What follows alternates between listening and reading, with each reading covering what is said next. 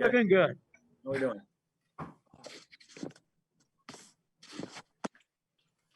right, guys, just go ahead and put your questions in the chat and we'll go from there.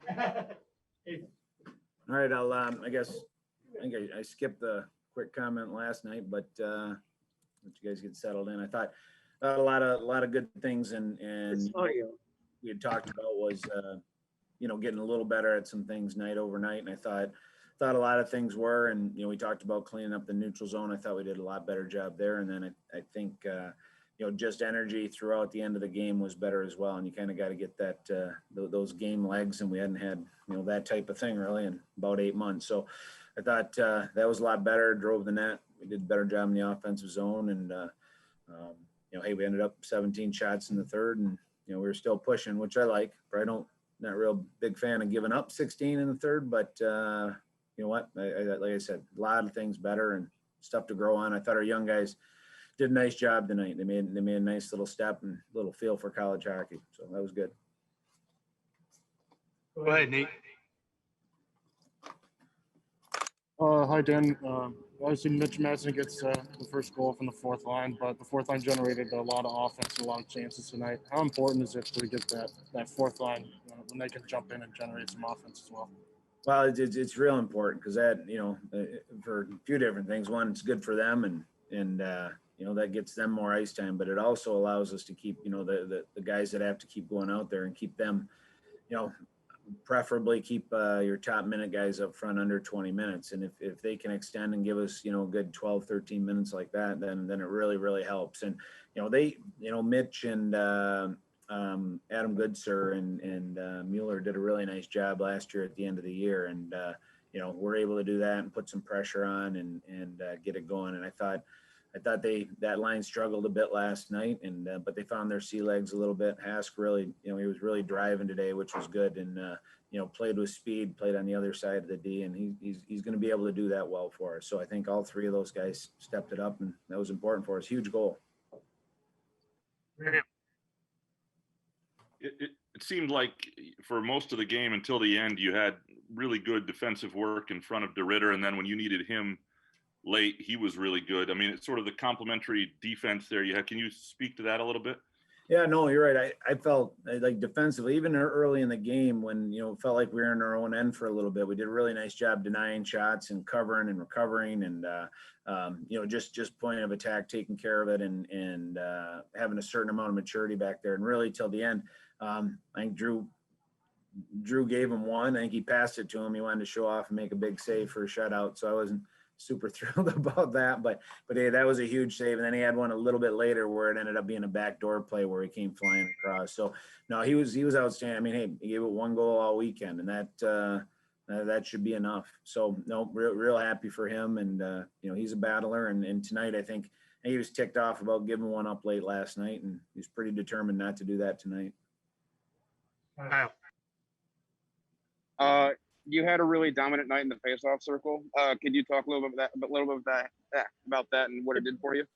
Yeah, you know, I thought we were good. You know, we were 53%, 54% last night, which isn't bad. I mean, you get over 50, you're in a good spot. But yeah, tonight it was really nice. Nadler was hot, and Tommy Apap's always good. But I thought the one thing where we did was much better tonight is we had all five guys jumping right off the way. And I always, at the end of the game, I always say the wingers and D-men, they can win 10 or 12 draws for you. That can be the difference in a game. And it was nice. We had the puck a lot right after the drop. And those, I know some teams don't always feel that's important, but statistically, I just think if you have the puck, it's better. But it's also indication of how you're playing and you're, you know what, it's line of scrimmage ready and jumping. And the Big Ten, as we know, man, you better be ready when that puck drops. It's a good sign for our guys.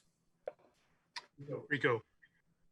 Coach, you had a lot of firsts in these first two games, and obviously you don't want them to be last, but going forward, how important that is to have guys getting off early in the season and maybe building, even though it's, you know, two games, building confidence to take this through the next games coming up.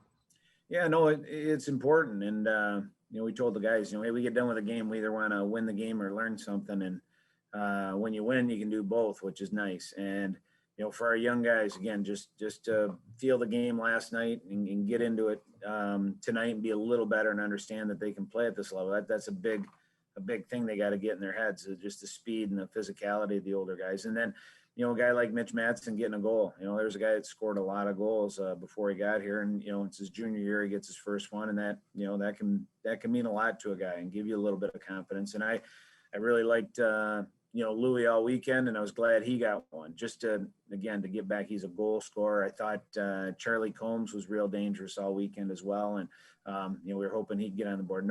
If he gets this many chances, he'll have 2, 3, maybe even 4 goals on a weekend. So yeah, you like those things. Shutout for Drew. Everything's positive, but you have to take the same mentality. We'll take a little break tomorrow, but we got a sign heading out to the rink that says outwork yesterday, and that can't change. That's good. Hey, we feel good about this. We learned, and win, lose, or draw tonight, we're moving on, and we got some things to work on. We got a tough road to go here between now and Christmas, but I'm excited. I like what I saw, and I like their reaction tonight based on how we played last night. Neil. And what do you think the offense, as you go along, what gives you confidence that they can boost up, create better chances, and obviously finish in front, get pucks to the net, and just score more goals?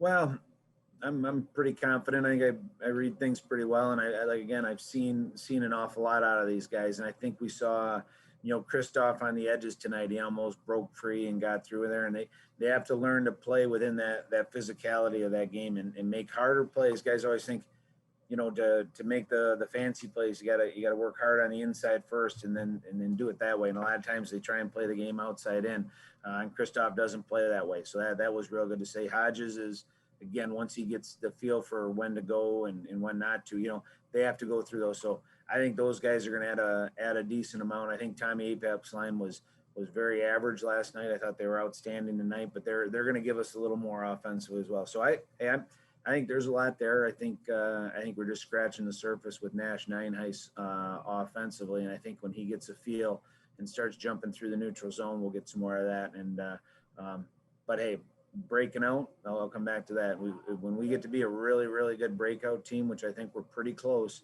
that moves a lot, and that back end is going to be all right for us. All right, one more. Jim, go ahead. Hey Dan, congratulations on the win. Expanding a little bit more about Christoph, that play that he made that led to, I think, Lewandowski's goal, kind of aggressive play leading to a 3-on-2 there. Is that the type of play that one night ago he might not have been as comfortable?